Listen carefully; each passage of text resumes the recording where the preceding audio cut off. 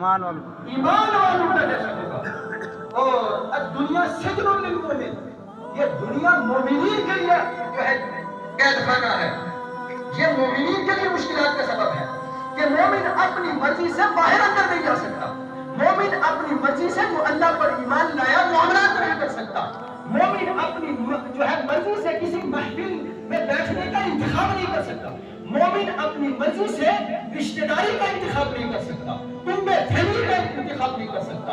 اگر مومن ہے تو اسے انتخاب اللہ سبحانہ و تعالیٰ کا کرنا ہوگا، اگر مومن ہے تو اسے زندگی گزارنی ہوگی تو اللہ کے حکم سے، اگر مومن ہے تو رشتہ داری بنانی ہوگی، تعلق بنانا ہوگا اللہ سبحانہ و تعالیٰ کی مرضی سے، اور اسے اپنے بھائی سے تب تک رشتہ رکھنا ہوگا جب تک اس رشتے میں اللہ اور مدینے والے تاجدار کی مرضی شامل ہوگی۔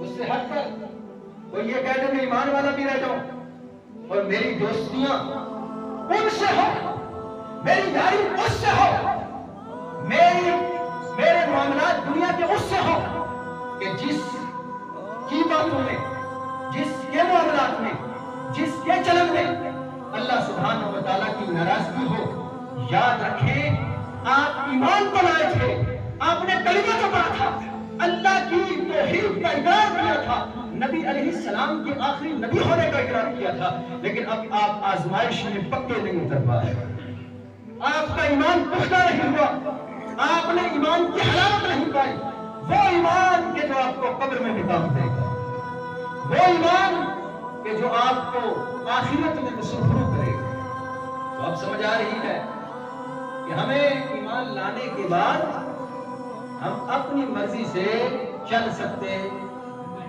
زور سے بات چل سکتے نہیں۔ ایمان جب لے آیا، ہم لے آئے ایمان جب، تو اب ہم وہی کریں گے، اب ہم وہی کہیں گے جو اللہ کا قرآن کہتا ہے، مصطفیٰ کی حدیث کہتی ہے۔ یہ ہے اصل مقصد۔ اور آزمائش یہ مومن کی بات ہے، کس پر آتی ہے؟ کسی دنیا دار پر کبھی آزمائش نہیں آئے گی۔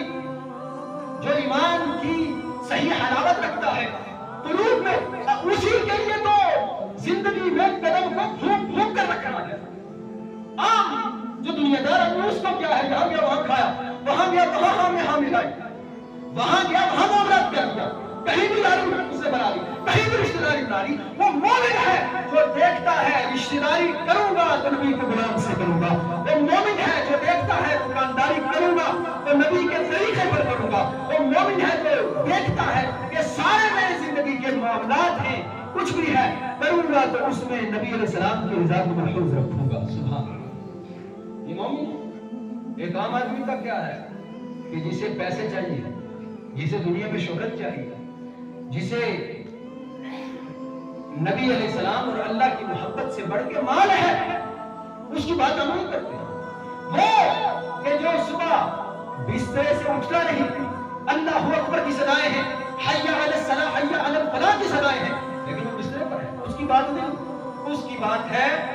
اور ہم انہی کی بات کرتے ہیں وہ کہ جو نبی کے نام پر سر کو کٹا دیتے تھے۔ سبحان اللہ۔ وہ کہ جو نبی کے ایک آواز پر بدر میں پہنچتے تھے، وہ جو نبی کی آواز پہ احد میں پہنچتے تھے۔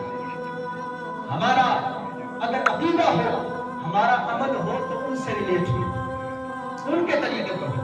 آج کوئی کیا کر رہا ہے، کوئی پیسے والا نہیں، وہ صاحب ایسے کرتے، اس صاحب کی کیا وقت، اس کی کیا اوقات؟ تو بات تو ان کی ہے کہ جنہیں قرآن نے بھی جن کا ذکر کیا، تو بات ان کی ہے کہ جن کے ایمان کی جو ہے سرٹیفکیٹ، جنہیں ایمان کی سرٹیفکیٹ قرآن نے دی، محمد رسول اللہ والذین معه اشداء علی الکفار ورحماء بینہم۔ سبحان اللہ۔ کہ یہ محمد ان کے ساتھی جو ہیں، ان کے ساتھ ہیں، یہ باطلوں پر، بد مذہبوں پر، برے عقیدے والوں پر اشد ہے، شدت پسند ہے۔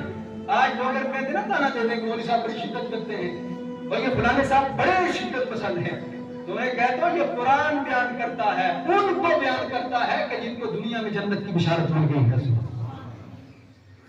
یہ ان کی بات ہے۔ یہ قرآن ہے، محمد رسول اللہ والذین معه اشداء علی الکفار رحماء بینہم، آپس میں رحم دل ہیں اور دوسروں پر سخت ہیں، ان پر کہ جن کی فکر قرآن اور حدیث کے اکابر نہیں۔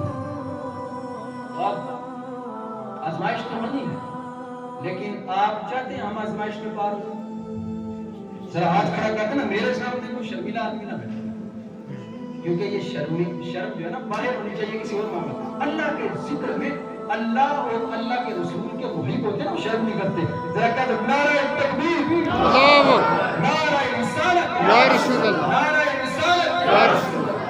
ہاں، اللہ کا ذکر جمعہ پڑھو، ہم ہفتے بعد تو اللہ ماشاءاللہ کسی پر میں تنقید نہیں کرتا، اللہ ہر کسی کو توفیق دے، لیکن ہم خود جانتے ہیں کہ ہم کیا کرتے ہیں، یہ ہم خود اس چیز کو ریلائز کر رہے ہیں، لیکن چلو اللہ نے موقع دیا، یہ جمعہ کی عید میں ہم جمع ہوئے، اللہ جس نے ہمیں پیدا کیا اور مصطفیٰ جن کے وسیلے سے پیدا کیا، ان کے ذکر کو کر رہے ہیں۔ ایک مومن، ایک سچا مسلمان، میں ایک بات کہوں، جو اللہ کے رسول کے ذکر کو سن کر نا اسے تھوڑی سی ہنسی آتی ہے کہ وہ اپنے دل میں سوچتا ہے کہ کیا کرتے رہتے ہیں، تو اس کو اپنے ایمان کی فکر کرتے ہیں۔ کیا کرنی چاہیے؟